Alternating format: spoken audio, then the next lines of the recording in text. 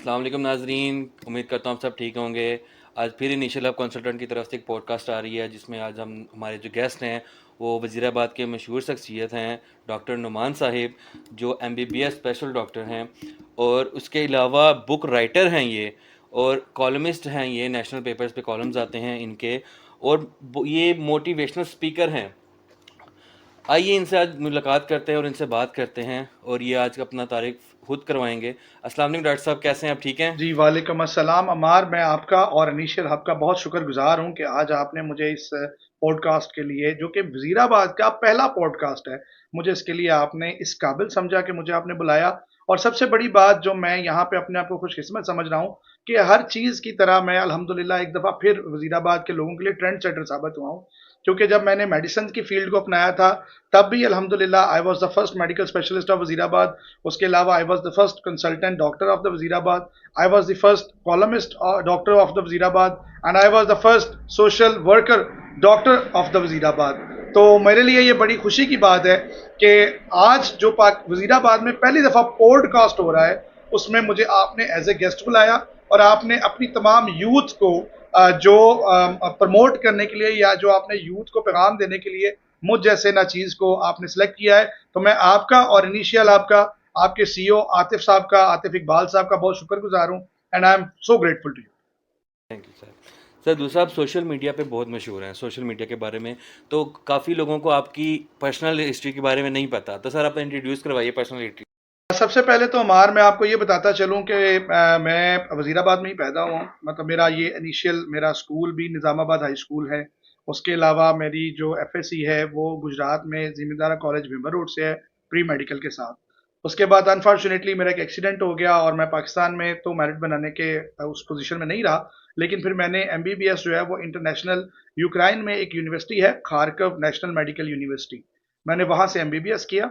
और उसको करने के बाद जब मैं पाकिस्तान आया तो अल्हम्दुलिल्लाह मैंने पाकिस्तान के बेहतरीन लाहौर में सर्विसेज इंस्टीट्यूट से अपनी हाउस जॉब कंप्लीट की। उसके दौरान ही मेरा इंटरेस्ट जो डेवलप हुआ वो इंटरनल मेडिसिन में हुआ।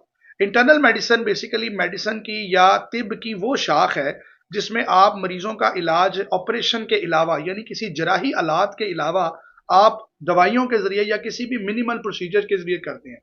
तो मैंने इंटरनल मेडिसिन को सिलेक्ट किया और उसके बाद मैं पंजाब की तकरीबन सबसे बड़ी और मशहूर university king Edward medical university से मैंने पोस्ट ग्रेजुएशन की और मैं मेडिकल स्पेशलिस्ट बना। अल्हम्दुलिल्लाह ये मेरी लाइफ की पहली पोस्ट ग्रेजुएशन थी और मैं बड़ी जल्दी अपनी एज में अल्हम्दुलिल्लाह मैं माहिर डॉक्टर बन गया। और उसके बाद मैंने अल्हम्दुलिल्लाह आगे अपनी तालीम का सिलसिला मजीद जारी रखा और मैंने CPSP, जो पाकिस्तान का एक बहुत बड़ा इदारा है स्पेशलाइजेशन करवाने का, उसमें से मैंने एक मास्टर डिग्री की और मैं फैमिली मेडिसिन में मास्टर डिग्री की उनकी। उसके बाद मैंने वो मेंबरशिप करने के बाद तीसरी एक डिग्री की, that was the master of public health, that is MPH, और ये मैंने GC यूनिवर्सिटी फैसलाबाद से की। तो इसके अलावा मेरे जो 2 से 3 मेजर डिप्लोमास हैं वो डायबिटीज़ में हैं, जो कि एक जो है वो इंटरनेशनल डायबिटिक फेडरेशन से है और दूसरा जो है वो बकाई इंस्टीट्यूट ऑफ एंडोक्रिनोलॉजी कराची से है। तो मेरा स्पेशल इंटरेस्ट विद मेरी इंटरनल मेडिसिन फील्ड के अलावा जो स्पेशल इंटरेस्ट है वो डायबिटीज़ में है, शुगर में है। तो नॉर्मली जो लोग मुझे जानते हैं वो मुझे इस हवाले से जानते हैं कि मैं असिस्टेंट प्रोफेसर ऑफ मेडिसिन हूँ और मैं मेडिकल का डॉक्टर हूँ। और उसके अलावा उन्हें पता है कि मेरी सब स्पेशलिटी जो है वो डायबिटीज़ है, कि मैं पेशेंट डायबिटीज़ के भी देखता हूँ और बहुत ज़्यादा काम जो है मेरा, जो मेरी प्रोफेशनल लाइफ का ज़्यादातर हिस्सा है, वो डायबिटिक शुगर के पेशेंट के ट्रीटमेंट, उनकी प्रोफिलैक्सिस यानी उनको बचाने में, या उनकी आने वाली जो लाइफ है उसको बेहतर करने में, रिहेबिलिटेशन में गुजरता है। ठीक है सर। डॉक्टर साहब, काफ़ी ज़्यादा मैंने देखा कि डॉक्टर साहब जो है ना, जितने भी जैसे आपकी माशाल्लाह एजुकेशन है सर, वो पाकिस्तान में सर्व नहीं करते, वो बाहर चले जाते हैं। तो सर मैंने सुना था कि आप बाहर का इरादा है या आप बाहर गए थे, इसके बारे में बताइएगा ज़रा। हाँ जी। जी। असल में ना ये क्वेश्चन हमारा आपने बड़ा ज़बरदस्त किया है। मेरे जो लोग मुझे जानते हैं वो उन्हें पता है कि मेरी चूँकि तमाम एजुकेशन जो है वो यूक्रेन में, यूरोप एक का एक कंट्री है यूक्रेन, मैंने वहाँ से ग्रेजुएशन की। उसके बाद I have been to London as well in Luton and Dunstable hospital, जो कि एक साउथ लंदन का हिस्सा है, वहाँ पे भी मैं रहा हूँ। लेकिन मेरे पाकिस्तान आने की वाहिद वजह ये थी कि मैं अपने पेरेंट्स के लिए, अपनी वालदा के लिए, क्योंकि वो अकेली थी, मेरे वालिद साहब की डेथ ड्यूरिंग माई एजुकेशन हो गई, and then I have decided to come back and serve my mother personally. ये मेरा एक विजन था कि जो मेरी रिस्पॉन्सिबिलिटीज मेरी फैमिली की तरफ है, मुझे पता है वो मेरी नेशन की तरफ या मेरी कौम की तरफ भी हैं, लेकिन my first priority was my mother. So I came back all the way from the Europe and I started working in Pakistan. और फिर मैंने ये फैसला किया कि मैं यहाँ पे काम भी करूंगा वजीराबाद में, और मैं क्वालिटी का काम करूंगा, ताकि मैं अपने तमाम कोलीग्स को एक एग्जाम्पल के तौर पे ये बता सकूं कि जब आपने काम करना है, जब आप कोई भी काम करने की ठान लेते हैं, आप किसी भी फील्ड में, तो एक वक्त आता है कि आप कामयाब हो जाते हैं और आपको कामयाबी आपका मुकद्दर बन जाती है। तो इसलिए मैंने बाहर के मुल्क में काम करने को प्रेफरेंस नहीं दी, लेकिन मैंने इल्म ज़रूर हासिल किया है, मैंने तालीम ज़रूर हासिल की है। मैं अभी भी इंटरनेशनल कॉन्फ्रेंसेस पे जाता हूँ। मैं लास्ट ईयर भी पाकिस्तान से बाहर ट्रैवल किया इंटरनेशनल कॉन्फ्रेंस के लिए, नॉलेज शेयरिंग के लिए, नॉलेज एक्वायरिंग के लिए, और मैं अभी भी इस साल भी प्लान कर रहा हूँ कि मैं पाकिस्तान से बाहर जाऊँ और कुछ नया सीख के अपनी कौम ज़बरदस्त के हो लिए गया। वापस आऊँ। सर दूसरा आप ये बताइएगा कि मेडिकल अचीवमेंट्स, आपकी मेडिकल अचीवमेंट्स क्या हैं? कोविड-19 जब आया तब आपने हमने सुना था आपने लोगों को सर्व किया। ये मेडिकल अचीवमेंट्स के बारे में सर कुछ बताइएगा। देखें, मैं अगर अपनी इंटायर मेडिकल लाइफ को दो पार्ट्स में डिवाइड करना चाहूँ ना, तो मैं बड़े इजीली उन्हें दो पार्ट में डिवाइड कर सकता हूँ: life before Covid 19 and life after Covid 19।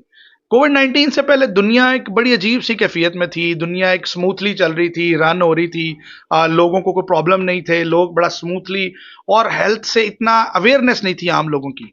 लेकिन हम हमारी एज के लोगों ने, यानी जो एक 100 साल की जिंदगी जो लोग गुजार रहे हैं पिछले अभी से लेके आगे आने वाले वक्त तक, उन्होंने इतनी बड़ी एपिडेमिक, इतनी बड़ी वबा अपनी लाइफ में पहली दफा देखी। बीइंग ए हेल्थ प्रोफेशनल, मैं मेडिकल स्पेशलिस्ट सर्व कर रहा था उस वक्त। तो जब मैंने ये देखा कि एक नई बीमारी आई है जिसका WHO में बड़ा जिक्र हो रहा है, तब पाकिस्तान में इसका इतना जिक्र नहीं था। आई एम टॉकिंग अबाउट दिसंबर, ये दिसंबर 2019 की बात है। पाकिस्तान में भी इतनी बात नहीं हो रही थी कोविड में, लेकिन WHO ने चाइना के वाले से बहुत ज़्यादा हमें वार्निंग्स देना शुरू कर दी। तो अल्हम्दुलिल्लाह मैं पर्सनली जो है बहुत ज़्यादा ऑनलाइन चीज़ों को देखता हूँ, बहुत ज़्यादा इंटरनेशनल अफेयर्स को देखता हूँ, तो मुझे पता चला कि एक ऐसी वबा आ रही है जो अब वुहान सिटी से बाहर की तरफ निकल रही है, और उसकी कैजुअलिटी रेट बहुत ज़्यादा है, लोगों की डेथ टोल बहुत ज़्यादा है। तो मैंने उसको पढ़ना शुरू किया, उसको डिग आउट करना शुरू किया, और इतनी देर में जनवरी के अंदर अंदर WHO ने पूरी दुनिया को अलर्ट्स जारी करने शुरू कर दिए कि अब आपने क्या करना है। आप यकीन कीजिए कि उस अलर्ट्स जारी करने से पहले पहले अल्हम्दुलिल्लाह हमने उस पर क्लासेस ली ऑनलाइन, हमने अपने टीचर से डिस्कस किया, हमने उसकी कुछ गाइडलाइंस बनाई जो मैंने अपने शहर के लोगों के लिए भी और अपने हॉस्पिटल के लोगों के लिए भी बनाया। डॉक्टर्स को बहुत ज़्यादा गाइड किया कि उन्होंने इस वबा में क्या करना है और क्या नहीं करना। आ, अगले ही महीने यानी फरवरी में जाके पाकिस्तान गवर्नमेंट ने वो सारी चीज़ें ऑप्ट कर ली, और फिर पाकिस्तानी गवर्नमेंट ने कोविड को एक्सेप्ट कर लिया एज ए डिजीज़, और लोगों में अवेयरनेस शुरू हो गई और फिर सारा कुछ। और कोविड में हमें सबसे बड़ा जो फ़ायदा हुआ वो ये हुआ कि हम लोगों को हेल्थ के बारे में बहुत ज़्यादा गाइड कर सके, हम हेल्थ एजुकेशन पे बहुत ज़्यादा गाइड कर सके, लोगों को हमने बहुत ज़्यादा बताया कि उन्हें क्या करना चाहिए और क्या नहीं करना चाहिए। जैसा कि आपको भी शायद याद हो कि कोविड 19 में बेसिकली ये एक ऐसी बीमारी थी जो सांस के जरिए, छींकों के जरिए और एक दूसरे के करीब आने से कांटेक्ट के साथ फैलती थी। तो उस दौर में फिर हमने क्या किया कि हमने लोगों को बताया कि आपने एक डिस्टेंस पे रहना है, 6 फीट डिस्टेंस पे रहना है, आपने बहुत ज़्यादा सोशल गैदरिंग्स नहीं करनी। तो सबसे पहले तो ये कि इतना इसका डर था लोगों में कि लोग अपने क्लिनिक्स हॉस्पिटल बंद कर गए।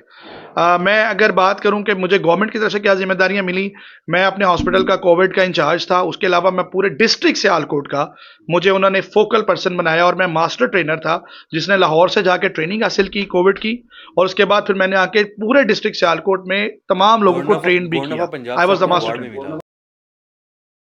जी, वो मैं आगे उसी तरफ आ रहा था कि अल्हम्दुलिल्लाह मैंने उसमें ये सर्व किया, अपने लोगों को ट्रेन किया। उसके बाद वजीराबाद में हमने एक वजीराबाद हेल्थ फोर्स बनाई, जो कि उन तमाम लोगों को जो बीमार थे, और कोविड के भी पेशेंट थे और नॉन कोविड के भी जो पेशेंट थे, उनको हम उनके घरों पे जाके दवाइयाँ देते थे, क्योंकि उस वक्त क्लिनिक्स और बहुत ज़्यादा हॉस्पिटल बंद हो गए थे, और वजीराबाद में ऑलमोस्ट 95% डॉक्टर्स ने काम छोड़ दिया था।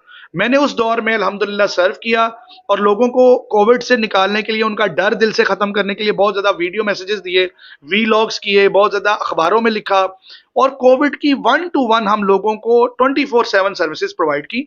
उसके नतीजे में अल्हम्दुलिल्लाह लोगों से बहुत ज़्यादा मोहब्बत मिली, जिसका मैं शुक्रगुज़ार हूँ और जिसका मैं कभी भी पे बैक नहीं कर सकता, जितना मुझे वज़ीराबाद ने उस दौर में प्यार दिया।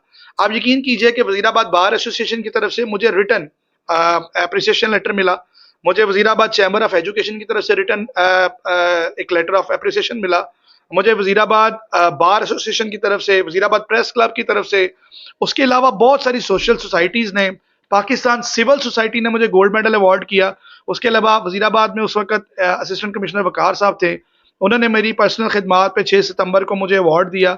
और सबसे बड़ी बात जो आपने मुझसे सवाल किया है, उस वक़्त गवर्नर पंजाब सरवर साहब थे, तो उन्होंने मुझे 3 या 4 जनवरी को 2021 में उन्होंने मुझे बुलाया था वहाँ पे गवर्नर हाउस में लाहौर में, और वहाँ पे कोरोना हीरो अवार्ड्स के नाम से एक निजी एनजीओ के तावन से उन्होंने एक तकरीब का आगाज़ किया था और उस तकरीब में उन्होंने मुझे कोरोना हीरो अवार्ड्स के तौर पे एक सर्टिफिकेट ऑफ एप्रिसिएशन दिया था, जो मेरे लिए और मेरी फैमिली के लिए और इस शहर के लिए बड़ी ऑनर की सर, बात। You are the book writer, why? हाँ, ये बड़ा अच्छा सवाल है आपका कि मैं बुक राइटिंग करता हूँ और क्यों करता हूँ। देखें, सबसे पहली बात तो ये है कि मैं यहाँ पे बताना चाहूँगा कि इंसान को अल्लाह ताला ने पैदा क्यों किया है। एक तो उसका मजहबी एस्पेक्ट है और वो बड़ा सॉलिड है कि अल्लाह ताला ने नेकियों के लिए और इंसान को इसलिए पैदा किया है कि कौन अच्छे अमाल करता है और कौन नहीं करता।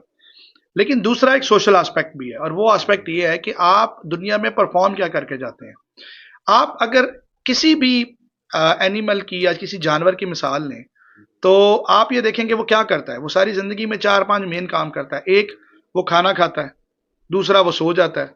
तीसरा, जब उसे भूख लगती है वो दोबारा खाना खा लेता है। चौथा, वो अफ़ज़ाइश नस्ल करता है और पाँचवा, वो मर जाता है। इसके अलावा वो कोई और काम नहीं करता। अगर इंसान, हज़रत इंसान जिसको अल्लाह ताला ने अपना खलीफा बनाया है पूरी कायनात में, अगर वो भी यही सोचे कि मैंने दुनिया में सिर्फ आना है, खाना खाना है, सोना है, बच्चे पैदा करने हैं और चले जाना है, तो फिर माजरत के साथ एक इंसान में और एक जानवर में कोई खास फर्क नहीं है। तो मेरा ये मानना है कि यू हैव टू परफॉर्म। अगर अल्लाह ने आपको दुनिया में भेजा है तो आपको अपने आने का हक अदा करना पड़ेगा। उसके लिए आपके पास मुख्तलिफ टूल्स हैं, आप कोई भी खैर का काम कर सकते हैं। तो मेरे जहन में जो आया, जो मेरे कलम में या मेरे पास जो इख्तियार था, जो अल्लाह ने मुझे इल्म दिया था, वो एक इल्म मेडिकल का था, तिब का था। मैंने ये सोचा कि मेडिकल की बहुत सारी चीज़ें, हम जब डॉक्टर्स के पास जाते हैं तो उनके पास इतना टाइम नहीं होता, वो आपको डिटेल में चीज़ें नहीं बताते। आप उनसे सवाल करते हैं तो वो थोड़ी सी जल्दी में भी होते हैं, वो आपको एक्सप्लेन नहीं करते, आपके सवालों के जवाब नहीं देते। कई दफ़ा पेशेंट्स हमसे गुस्सा भी करते हैं, डॉक्टर साहब गल नहीं सुनते। अब ये तमाम चीज़ें वो थी जो मरीज़ हमसे उर्दू में या पंजाबी में सुनना चाहता है। लेकिन बीइंग ए डॉक्टर हमने वो सारी चीज़ें चूँकि इंग्लिश में पढ़ी होती हैं, किताबें अंग्रेज़ी में होती हैं, हम उन्हें मुश्किल अल्फाज में समझाने की कोशिश करते हैं तो उन्हें समझ नहीं आती। और बहुत सारी बीमारियाँ, जो मेरा दूसरा नज़रिया था बुक लिखने का, बहुत सारी बीमारियाँ ऐसी हैं जिनको आप अवॉइड कर सकते हैं छोटे-छोटे काम करके, जिसे हम प्रोफिलैक्सिस कहते हैं, या आप थोड़ी-थोड़ी एहतियाती तदाबीर इख्तियार करके अपनी बीमारी बचा सकते हैं। तो मेरी पहली किताब इसी इनिशिएटिव पे थी कि आप ऐसे काम लोगों को बताएं जिनकी बुनियाद पे लोग बीमारी से बच सके। सो मेरी पहली किताब जो आप स्क्रीन पर देख रहे होंगे उसका नाम है बीमारी से पहले। सो बीमारी से पहले का मतलब है कि हम क्या ऐसा करें कि हम बीमार ना हो। तो इसमें तकरीबन मैंने 30 के करीब कॉमन बीमारियों के बारे में लिखा है, जिसमें diabetes, sugar, blood pressure, diarrhoea यानी ये जो मोशन लग जाते हैं, उसके अलावा गला खराब, बुखार, जुकाम, खारिश, ये 30 ऐसी बीमारियां हैं जो कॉमन कम्युनिटी में है और हर कम्युनिटी में है। आप इनसे कैसे बच सकते हैं, ये उर्दू में किताब है। और मजे की बात यह है कि ये पब्लिश हो चुकी है, ये तकरीबन वजीराबाद की हर लाइब्रेरी में भी अवेलेबल है, लेकिन इसका पीडीएफ बिल्कुल अवेलेबल है फ्री। तो आप मेरे चैनल पे या मेरे किसी भी सोशल प्लेटफॉर्म पर जाएं, आपको ये पीडीएफ वहां से फ्री अवेलेबल हो सकता है। तो ये पहली बुक थी। उसके बाद जब ये किताब लिखी तो पब्लिक की तरफ से बड़ा अच्छा रिस्पॉन्स आया, लोगों ने बहुत मोहब्बत की, तो फिर मेरा हौसला बढ़ गया दूसरी किताब लिखने का। दूसरी किताब जो मैंने लिखी है दैट इज ज़ियाबीतस और रमजान, यानी शुगर और रमजान।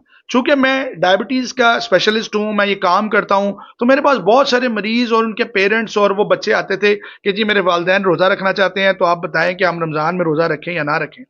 अब इसमें एक टेक्निकल क्वेश्चंस है, ये ऐसी चीज नहीं कि हम इसको कैटेगराइज कर सकें कि जी किसने क्या करना है। यहाँ पे हर मरीज के लिए अलग अलग मशवरा है। शुगर का हर मरीज दूसरे से अलग है, उसने रोजा रखना है या नहीं रखना, ये दूसरे मरीज के अलावा उसे उसे बताया जाएगा। इसलिए मैंने ये तमाम गाइडलाइंस जो कि पहले इंग्लिश में थी उनको उर्दू में ट्रांसलेट किया, अपनी जुबान में आसानी से कुछ चीजें काटी और आसान समझ आने वाली चीजें ऐड की, और ये किताब लिखी जिसका नाम था ज़ियाबीतस और रमजान।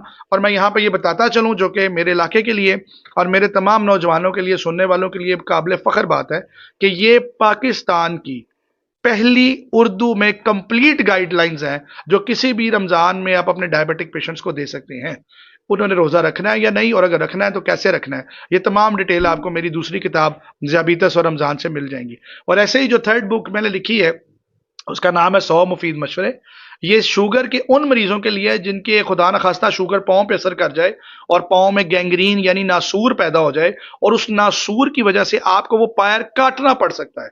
उस काटने से बचाने के लिए छोटे छोटे वामिल हमें करने पड़ते हैं। जूता कैसा हो, जूते की शक्ल कैसी हो, जूता नीचे से नरम हो के ना हो, सॉक्स किस तरह की हो, सॉक्स कब चेंज हो, अगर आपने नाखून काटने हैं तो सीधे काटने हैं या गोल काटने हैं, किस आपने तरह से नाखून काटने हैं, किस इंस्ट्रूमेंट के साथ नाखून काटने हैं, अगर पैर में इन्फेक्शन हो गया, फंगस हो गया तो आपने क्या करना है। ये छोटी छोटी बातें हैं, ये 100 मुफीद मशवरे हैं। बेसिकली ये बुक 100 क्वेश्चंस की शक्ल में लिखी गई है कि कोई पेशेंट जो सवाल करता है उसका जवाब क्या है। मैंने 100 क्वेश्चन और उसके जवाब लिखे हैं, and this book name is 100 मुफीद मशवरे। और तमाम की तमाम किताबों का पीडीएफ हमारे किसी भी सोशल चैनल पे आप चले जाएं, चाहे वो यूट्यूब हो, चाहे वो टिकटॉक हो, चाहे वो फेसबुक पेज हो, चाहे वो हमारा इंस्टाग्राम हो, आप वहां से ये तमाम फ्री ले सकते हैं और अपने किसी friends and family relatives, Pakistan से बाहर किसी भी रिलेटिव को ये बुक दस्त हो गया। प्रोवाइड कर सर सकते दूसरी बात ये कि आपने एनजीओ चला रहे हैं, 2 एनजीओ चला रहे हैं, इकरा एनजीओ, सर उसके बारे में ज़रा इंट्रोड्यूस करवाइएगा लोगों को। हैं। जो पहली एनजीओ है जिसका आपने जिक्र किया है, मैं उसका डायरेक्टर भी हूँ, उसका नाम है इकरा दी विजन। जैसे कि आपको नाम से जाहिर है इकरा दी विजन क्या है। इकरा दी विजन का मतलब है कि बेसिकली ये जो हमारी पहली वही आपको पता है जो नबी करीम सल्लल्लाहु अलैहि वसल्लम पर उतरी थी, जो नाजिल हुई थी, वो यही थी, इकरा बिस्मि रब्बिकल लज़ी। तो मैंने वहां से ये वर्ड लिया है। बेसिकली ये एक ऐसी एनजीओ है जो मेरे साथ 9 के करीब मेरे बड़े करीबी दोस्त और फैमिली मेम्बरान ये चला रहे हैं। हमने सन 2013 में ये फैसला किया था कि हम लोग तमाम जो कि हाईली स्किल्ड और प्रोफेशनल लोग हैं, हम लोग अपने जाने से पहले दुनिया से एक एक बंदा तैयार कर जाएं जो कि ये कैपेसिटी रखता है कि उसे पढ़ाया जाए और उस पर मेहनत की जाए, तो कल को वो बड़ा होकर कोई भी डॉक्टर नुमान या इंजीनियर आतिफ इकबाल या कोई भी इंटरप्रेन्योर बन सकता हो। तो ये विजन बेसिकली ये है। हमने पकड़ पकड़ कर लोगों को स्कूलों में दाखिल नहीं कराया, हमने लोगों को जबरदस्ती नहीं पढ़ाया, हमने स्पॉट किया है उन लोगों को जो स्कूल में पहले ही पढ़ रहे थे या यूनिवर्सिटी में पढ़ रहे थे, लेकिन बेसिकली वो स्ट्राइव थे of money. They were actually at the verge of leaving the institute अपनी तालीमी अखराजात की वजह से। हमने उनको स्पॉट किया। पंजाब से तकरीबन ऐसे मुस्तहिक और यतीम तकरीबन 120 के करीब स्टूडेंट इस टाइम इकरा डिवीजन के साथ एनरोल हैं, और हम उनकी हर साल स्कूल फीस, उनके शूज, उनके यूनिफॉर्म और उनके मतलब जो भी उनकी एकेडमिक ज़रूरियात है, एकेडमिक ज़रूरियात हम उसे पूरा करते हैं। हम उन्हें कैश नहीं देते, हम उन्हें कोई चीज़ कैश में प्रोवाइड नहीं करते, हम उन्हें जो है चीज़ें प्रोवाइड करते हैं। हम उन्हें खुद चीज़ें खरीद के देते हैं, उसके अलावा हम उनकी फ़ीस स्कूल की या यूनिवर्सिटी की खुद पे करते हैं। एंड ऑल टुगेदर अल्हम्दुलिल्लाह तकरीबन तकरीबन ये एनजीओ 11 साल से पंजाब के तकरीबन 6 के करीब अजला में काम कर रही है, और 120 से 22 के करीब स्टूडेंट हमारे पास अभी इनरोल्ड हैं, और इंशाल्लाह हम मजीद इनरोल करने की कोशिश कर रहे हैं। ये हमारी एनजीओ इकरा डिवीजन है। इसको अगर आप इकरा डिवीजन लिखेंगे तो आप किसी भी सोशल प्लेटफॉर्म पे, चाहे वो यूट्यूब हो, चाहे वो फेसबुक हो, आपको इसकी तमाम डिटेल्स और इसके बैंक अकाउंट्स आ जाएंगे। बल्कि आपके प्रोग्राम के तवसत से मैं यहाँ पे अपने डोनर से भी रिक्वेस्ट करूंगा कि इकरा डिवीजन आपकी अपनी तंजीम है, आपकी अपनी एक ऐसी एनजीओ है जो कि नेशन को बिल्ड कर रही है, तो प्लीज आप आगे आएं और इकरा डिवीजन को फाइनेंस भी करें और सपोर्ट भी करें। एक्चुअली जो हमारी दूसरी एनजीओ है उसका नाम है serve humanity welfare society Wazirabad. ये टिपिकली वजीराबाद बेस्ड सोसाइटी है जिसमें वजीराबाद के बहुत बड़े बड़े नेक नाम और बड़े बड़े नेक लोग हैं। जैसे कि आप ज़िया-उल-नूर शाह साहब के बारे में जानते हो कि सैयद ज़िया-उल-नूर साहब के बारे में, जैसे इफ्तिखार अहमद सिद्दीकी साहब हैं, जैसे हाजी इशफाक साहब हैं, उसके अलावा अज़हर बशीर साहब हैं, उसके अलावा यूनुस अकरम साहब हैं, फ़ाद भुट्टा साहब हैं, अरसल साहब हैं, बहुत सारे और नौजवान हैं जिनका मेरे ज़हन में नाम नहीं, लेकिन मेरे साथ इस तंजीम में बहुत सारे लोग काम कर रहे हैं। ये तंजीम जो है सर्व ह्यूमैनिटी वेलफेयर सोसाइटी, ये मुख्तलिफ काम करती है। सबसे पहले तो ये कि हम मुख्तलिफ स्कूलों में, कॉलेजेस में जाते हैं और लोगों के घरों में भी अपील करते हैं कि जो आपके पुराने कपड़े हैं, जो आप यूज़ नहीं कर रहे, हैं ठीक हालत में, बिल्कुल ख़राब नहीं भी हैं, तो आप उन्हें सर्व ह्यूमैनिटी को डोनेट कर दें। सर्व ह्यूमैनिटी उसको ठीक करके, उसकी रिपेयर करके, उसको अच्छे से प्रेस करके हम मुस्तहिक लोगों में फ्री डिस्ट्रीब्यूट करते हैं। हमारा ऑफिस है, उसमें दीवार मेहरबानी है, हम वहाँ पे तकरीबन हर वक्त कपड़े लटका के रखे होते हैं। कोई भी किसी भी उम्र का बच्चा या बड़ा आके वहाँ से अपनी ज़रूरत के मुताबिक कपड़े लेके जा सकता है। हम खुद कॉलेजेस में जाते हैं, स्कूल्स में जाते हैं, वहाँ से ये चीज़ इकट्ठी करते हैं। ये एक काम है। उसके अलावा हमने सैलाब ज़दगान के लिए बड़ा काम किया है पिछले साल में। लेकिन जो रूटीन में हम काम करते हैं, जो रमज़ान शरीफ में, वो ये है कि 200 के करीब फैमिलीज़ में हम हर रमज़ान में फ्री सब्ज़ी डिस्ट्रीब्यूट करते हैं। सब्ज़ी से मुराद ये कि एक दिन का हांडी का राशन पूरा हम उसे प्रोवाइड करते हैं, ताकि माह रमज़ान में जो ये गरीब फैमिलीज़ हमने सेलेक्ट की हुई हैं, इनको खाने की तरफ से कोई तकलीफ ना आए। तो इस काम में अल्हम्दुलिल्लाह 4 साल से हम कर रहे हैं और ये काम कोविड के दिनों में यूनुस अकरम साहब जो कि बोल वज़ीराबाद के सीईओ हैं, उन्होंने अकेले शुरू किया था। एक इंतहाई मेहनती, मुतहर्रिक, डायनामिक और इंतहाई ज़बरदस्त सोशल वर्कर और फिलैंथ्रोपिस्ट हैं यूनुस अकरम साहब। और उसके बाद फिर वो इस तंजीम के साथ जुड़ गए और फिर अल्हम्दुलिल्लाह अब हम इस तंजीम के प्लेटफॉर्म से तकरीबन 4 सालों से ये काम कर रहे हैं और अल्हम्दुलिल्लाह it's going so far so good. Sir, social media पे आप बहुत ज़्यादा मशहूर हैं, सोशल मीडिया की पावर, उसके बारे में बताइएगा। और दूसरा, हमने आपको देखा था प्रोफेसर जावेद साहब के साथ, काशिम साहब के साथ। सर, क्या इनके साथ फ्यूचर है और क्या आप इनको आगे लेके चलते हैं, और यूथ को क्या बताते हैं कि सोशल मीडिया में क्या पावर्स हैं? आप इनके साथ मोटिवेशनल स्पीकर्स हैं, उनके ज़रिए यूथ को क्या पैगाम पहुंचाते हैं? पहली बात तो ये है कि मैं आपको एक बात बताऊं। आपने जितने लोगों के नाम लिए हैं, प्रोफेसर जावेद इकबाल साहब मेरे उस्ताद हैं और मेरा उनके साथ बड़ा एहतराम का, मोहब्बत का रिश्ता है। उसके अलावा कासिम अली शाह साहब मेरे बड़े भाइयों की तरह हैं, बड़ा ही एहतराम और मोहब्बत का रिश्ता है और हम लोग बड़े करीबी हैं। उसके अलावा अफ़ान कैसर हैं, उसके अलावा बहुत सारे और लोग हैं सोशल मीडिया इन्फ्लुएंसर जिनके साथ मेरी ज़ाती ताल्लुकात हैं। मैं आपको एक बात बता दूं, जब ज़माना बदलता है, जब चीज़ें चेंज होती हैं, जब रवायात बदलती हैं, जब हालात बदलते हैं, तो जो लोग अपने आप को उसके साथ चेंज नहीं करते, तो वो एब्सोल्यूट हो जाते हैं, वो ज़माने से ख़त्म हो जाते हैं। इसकी एग्जाम्पल है बहुत पुराने पुराने ज़माने से कि जो लोग चेंज नहीं हुए उनकी बस्तियां ख़त्म हो गई। आप मेसोपोटामिया को उठा के देख लें, आप तहजीब बाबल को उठा के देख लें, आप रोम का पुराना दौर देख लें, आप रोमी सल्तनत उठा के देख लें, तो आपको आज उनके निशानात मिलेंगे, उसके अलावा वो कौमें नहीं मिलेंगी। बड़े ही आप माजी बईद में ना जाएं, बिल्कुल माजी करीब में आप देख लें, आज से 100 सवा 100 साल पहले सर सैयद अहमद खान ने हमारी कौम को यही समझाया था, मुसलमानों को, कि अंग्रेजों के साथ रहने के लिए आपको अंग्रेजी बोलनी पड़ेगी, आपको पढ़ना पड़ेगा। और हमारे जिन मुसलमान दोस्तों ने उस वक्त उनकी बात मान ली, वो तो फायदे में रहे। लेकिन जिन लोगों ने नहीं मानी, बहुत सारे रीजंस हैं, लोगों ने उनकी बड़ी मुखालफत की। आज सोशल मीडिया की भी उसी तरह से मुखालफत होती है और वो अभी जारी रहेगी जब तक कि लोगों को ये यकीन ना आ जाए कि इसके बगैर अब दुनिया नहीं चलती। लेकिन मेरा यहाँ पे एक पॉइंट ऑफ डिफरेंस है। आपने जितने लोगों के नाम लिए हैं, क्या आपने कभी इनका सोशल मीडिया कंटेंट पे गौर किया है कि इनका कंटेंट कैसा है? देखिए, हमार दुनिया में जिस दिन से दुनिया बनी है, दो कुव्वतें काम कर रही हैं। एक कुव्वत है खैर की और एक है शर की।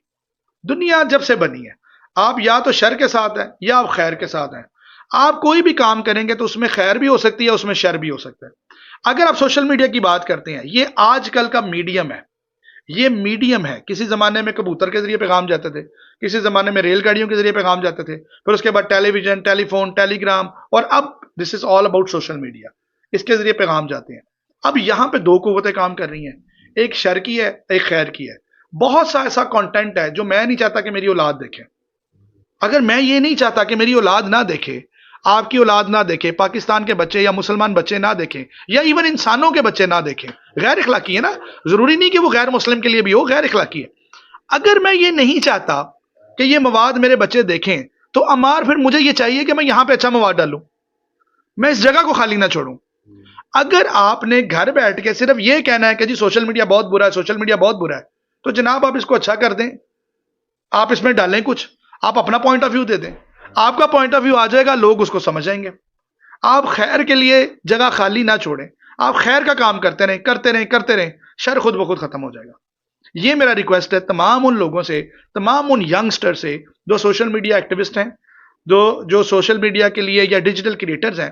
मैं उन तमाम लोगों से रिक्वेस्ट करता हूं, आप कोई भी जॉब कर रहे हैं, मुझसे बहुत सारे लोगों ने, जैसे आपने भी सवाल किया कि आप डॉक्टर हैं, सोशल मीडिया क्यों करते हैं? मैं इसलिए करता हूं कि मैं अच्छा डॉक्टर बनना चाहता हूं। मैं अपने तमाम जूनियर डॉक्टर्स को समझाना चाहता हूं। अपने से बड़ों के लिए भी मैं कोशिश करूंगा कि जिन चीजों का उनको नए जमाने का, जिद्दत का नहीं पता, मैं वो भी बता सकूं। लेकिन आप एक अच्छे बिजनेसमैन हैं, आप एक अच्छे आलिम हैं, आप किसी मस्जिद के इमाम हैं, आप वकील हैं, आप लॉयर हैं, आप कुछ भी हैं, but you need to use social media positively with positive content, जिसके अंदर एथिक्स हो, जिसके अंदर इंफॉर्मेशन हो, जिसके अंदर नॉलेज हो, जिसके अंदर डिग्निटी हो, जिसके अंदर विजन हो। आप ये तमाम चीजें देंगे तो लोग देखेंगे, कंटेंट देखेंगे आपका। लेकिन अगर आप ये चाहते हैं कि आप घर में बैठे रहें, आप कुछ ना करें, तो भाई जो आपके मुखालिफ हैं, चाहे वो गैर मुस्लिम है, चाहे वो मुसलमानों में से हैं, वो कोई ना कोई ऐसा कंटेंट आपके बच्चे के लिए इस सोशल मीडिया पे डालते रहेंगे जो आपका बच्चा देखेगा भी, और फिर उसका असर आपके घर तक आएगा। और जब आग किसी शहर के एक सिरे में लगती है और उसे रोका नहीं जाता, तो आहिस्ता आहिस्ता मार वो आग फैल के आपके घर तक आती है। यही मेरा यूथ को, पैगाम। वजीराबाद की यूथ को आप क्या पैगाम देना चाहते हैं?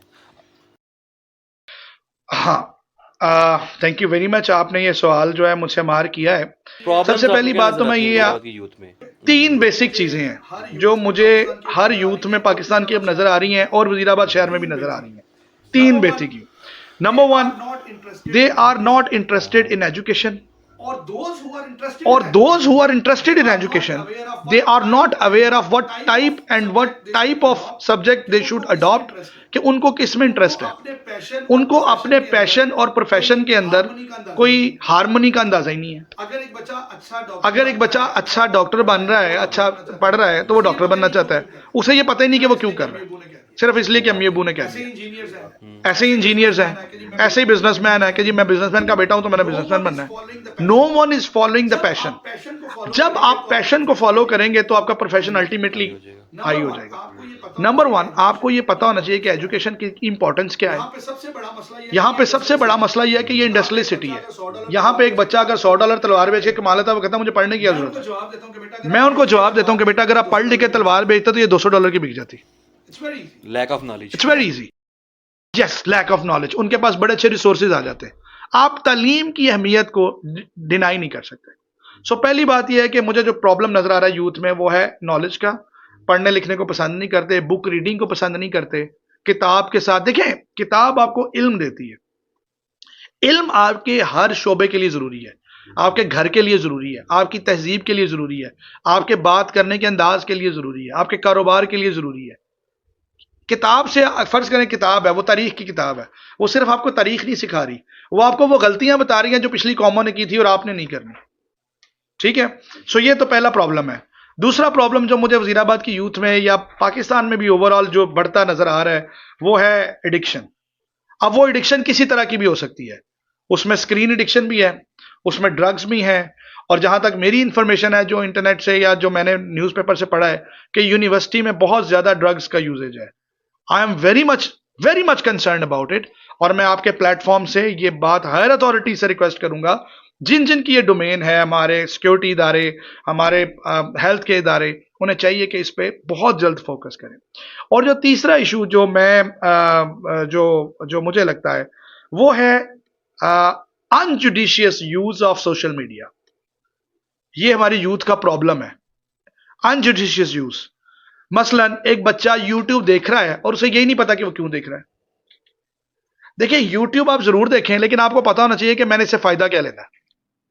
एक बंदा सिर्फ और सिर्फ यूट्यूब से फन या वो चीज देख रहा है जिससे उसे फायदा कोई नहीं हो रहा, it is wastage of time, it is injudicious use of social media. आप फेसबुक देख रहे हैं, फजूल में पोस्टें लोगों की देख रहे हैं कि कोई कहीं खाना खा रहा था, कोई कहीं बैठा हुआ था, उसने दरख्त के नीचे फोटो उतार ली और आप देख के लाइक करते जा रहे हैं, माशाल्लाह माशाल्लाह करते जा रहे हैं। I am sorry, you are wasting the time, you are not earning जैसे कि एनीथिंग। हमेशा सारे यही कहते हैं कि सोशल मीडिया बच्चों को खराब कर देता है। डिपेंड्स ऑन वॉचर कि वो देखना क्या चाह रहा है। सोशल मीडिया पे बेहतरीन चीजें भी पड़ी हैं और बुरी चीजें भी पड़ी हैं। एग्जैक्टली सोशल मीडिया का जुडिशियस यूज हमारी यूथ का प्रॉब्लम है। आपको ये समझना पड़ेगा कि जो भी आप ऐप यूज कर रहे हैं, चाहे वो टिकटॉक है, चाहे अब देखिए मादक के साथ टिकटॉक पे पॉजिटिव तो कुछ भी नहीं पड़ा हुआ। या तो आप पॉजिटिव कंटेंट डाल दें, उसमें कोई हदीस डाल दें, कोई कुरान की आयत डाल दें, बिजनेस रिलेटेड कोई चीज डाल दें, मैं मेडिकल रिलेटेड इतना ही बता दूं कि जी हाथ धो के सोया करें, तो ये भी तो अच्छी बात ही है ना, ठीक है ना। बट इट डिपेंड्स कि हम देखना क्या चाहते हैं। प्लीज अपनी यूथ को, अपने बच्चों को, ये मेरा मैसेज है कि आप जो कंटेंट देखते हैं वो इन जुडिशियस नहीं होना चाहिए, वो एथिकल कंटेंट होना चाहिए और उससे आपको फायदा होना चाहिए। रिमेंबर, मैं आप ये बात खत्म करूंगा सिर्फ एक इंग्लिश कोट बता के। ते बिल गेट्स कहते हैं, ये बिल गेट्स का ये कोट है, वो कहता है कि from a job if you earn and if you learn it's good, and if you only earn and not learn, it's better. But if you don't even learn and don't even earn, then better quit. यानी आपकी नौकरी अगर आपको earn भी करा रही है और लर्न भी करा रही है तो ये तो बेस्ट है। लेकिन अगर आप किसी नौकरी से अर्न भी नहीं कर रहे और लर्न भी नहीं कर रहे तो चलें, कोई एक काम तो होना चाहिए दोनों में से। और अगर आप दोनों नहीं कर रहे तो फिर उसे छोड़ दें। तो same goes with social media. Social media से या तो आप कुछ अर्न कर लें या लर्न कर लें, दोनों में से एक कर लें तो भी ठीक है। लेकिन अगर दोनों ही आप नहीं कर रहे तो माजरत के साथ you are wasting your time. Sir that's चलिए ऑल फ्रॉम आखिरी माय सवाल साइड। आपसे पूछते हैं। आप हमारे इनिशियल अब इंस्टीट्यूट में आए हैं, आप इसके बारे में, जो हम जो सर्विसेज देते हैं, जो कोर्सेज करवाते हैं, इसके बारे में क्या जानते हैं और आप आगे लोगों को क्या गाइड करना चाहते हैं? हमने आप पहली पॉडकास्ट लॉन्च की है और अल्हम्दुलिल्लाह आपको बुलाया, आपसे मुलाकात हुई है, बड़ा अच्छा लगा। आप इनिशियल के बारे में क्या जानते हैं? मार सबसे पहले तो मैं अगेन आपको मुबारकबाद पेश करूंगा कि आपने ये, आप ये समझे it is just like first leap on the moon. ये आपने चांद पे पहला कदम रखा है। तो इनिशियल हब जो है, मैं इसके बारे में सबसे पहले तो ये बता दूं कि आपके जो सीईओ आतिफ इकबाल साहब हैं, एक बड़े डायनामिक, पढ़े लिखे और अपनी फील्ड के एक माहिर आदमी है। मेरा इनसे बड़ा पुराना रिलेटिव और मेरा एक जाती रिश्ता भी है, प्यार मोहब्बत का भी, दोस्ती का भी। लेकिन प्रोफेशनली मैंने इनको एक काबिल आदमी देखा है। मैंने इनको अपने स्टूडेंट्स को जब पढ़ाते देखा है तो ये बड़े पैशनेट होकर पढ़ा रहे होते हैं। ये जो डिलीवरिंग ऑफ, इनकी जो पावर ऑफ डिलीवरी है वो बड़ी ज़बरदस्त है। और दूसरा ये कि ये ईमानदारी के साथ चीज़ों को एक बंदे से दूसरे में ट्रांसफ़र करते हैं। सबसे इंपॉर्टेंट चीज़ ये है कि आजकल जो ईरा चल रहा है that is actually artificial intelligence and technology based era. आप इस ईरा में जिंदा वही रहेगा जिसके पास आर्टिफिशियल इंटेलिजेंस या कम से कम उसके पास टेक्नोलॉजी का और स्पेशली इंटरनेट और सोशल मीडिया की ग्रिप होगी। आपके तमाम के तमाम जो कॉमर्स के टूल हैं, आपके बिजनेस के टूल्स हैं, वो तमाम ऑनलाइन वेबसाइट और बड़े बड़े नामों के साथ अटैच हो चुके हैं। इनकी लर्निंग और इनकी वे ऑफ यूजेज आपको पता होनी चाहिए, आप कैसे कर रहे हैं, क्या नहीं कर रहे। मोस्ट प्रोबेबली मेरे ख्याल में वजीराबाद के अंदर जितना काम आप लोग कर रहे हैं इस टाइम कोई और दूसरा नहीं कर रहा। तो मैं आप लोगों का बहुत मशकूर हूं कि आपने वजीराबाद की यूथ के लिए ये इनिशिएटिव लिए हैं, ये काम किए हैं। आप तमाम लोगों के लिए मेरी बेस्ट विशेज हैं। और फिर एक बार आपने जब मुझे ये बताया कि ये वजीराबाद का पहला पॉडकास्ट है और मैं उसका पहला गेस्ट हूं, तो मैं बहुत शुक्रगुजार हूं आप सब लोगों का कि आपने मुझे एज ए रोल मॉडल लिया है हमारी यंग जनरेशन के लिए और यूथ के लिए। मैं शायद इस काबिल तो नहीं हूं, लेकिन मैं अल्लाह का बड़ा शुक्रगुजार हूं कि आप जैसे दोस्तों ने मुझे इस काबिल बनाया है। तो इंशाल्लाह उल अजीज मैं कोशिश ये करूंगा कि आइंदा भी हम इनिशियल हब के प्लेटफॉर्म से कोई ना कोई अच्छी और positive thank you so much doctor Numan साहब। इंशाल्लाह आपसे दोबारा मुलाकात होगी। और ये थी हमारी पोस्टकास्ट। अगर आप लोगों के कोई सवाल जवाब हैं, आप कमेंट सेक्शन में हमसे पूछ सकते हैं, डॉक्टर नुमान साहब से पूछ सकते हैं। और इंशाल्लाह इसी तरह की मज़ीद पॉडकास्ट आती रहेंगी। और इनिशियल हब को प्लीज़ लाइक ज़रूर करिएगा। मिलते हैं फिर नेक्स्ट वीडियो में। अल्लाह हाफिज़।